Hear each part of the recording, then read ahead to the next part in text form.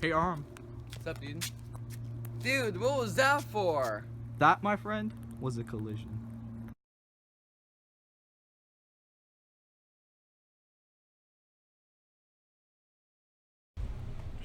If we assume our arm is negligible in this situation, then the ball is moving with a velocity and it has a mass, therefore it has momentum.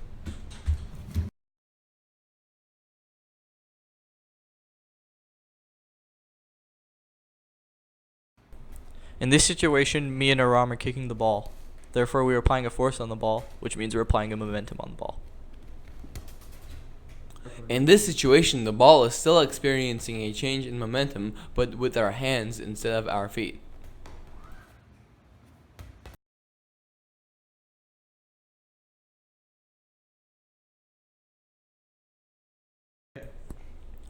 In this scenario, there is an impulse, so momentum is not conserved during this collision.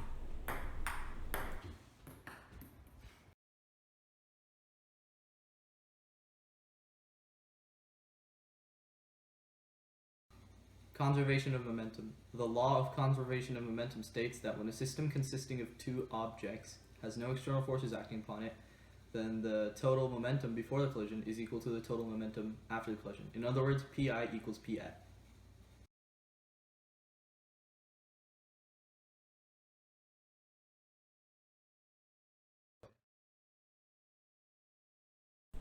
As you can see, the balls rebound in different directions in the X and Y directions, indicating a glancing collision.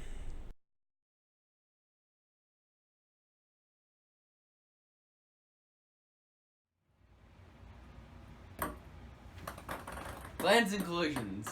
In glancing collisions, the colliding masses bounce off some angle relative to the line of motion of the incident mass. Momentum is conserved along the X direction and the Y direction.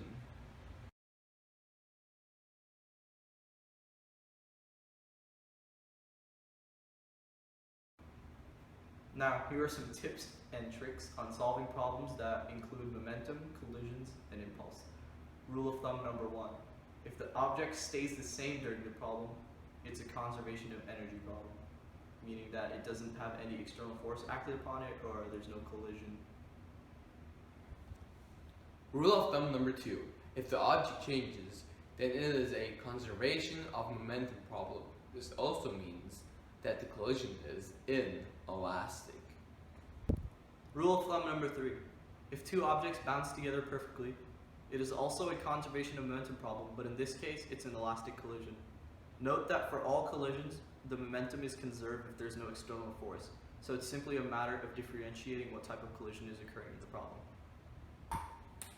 Rule of thumb 4. If there is a spring, it is a conservation of energy problem.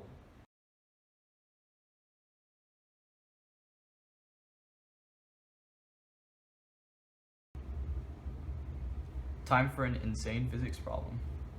Consider the following. We have two carts, cart A and B, about to collide with each other.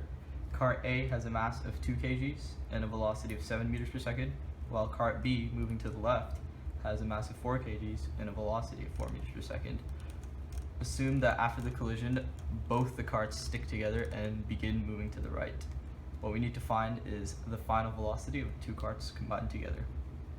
So what we need to do for this problem is simply write down our collision formula for an inelastic collision, which is the momentum of A plus the momentum of B equals the two masses combined, because they're in a system, and they have the same final velocity, which is what we need to find. So all we need to do is simply plug in our values and solve. So this would be 2 and 7.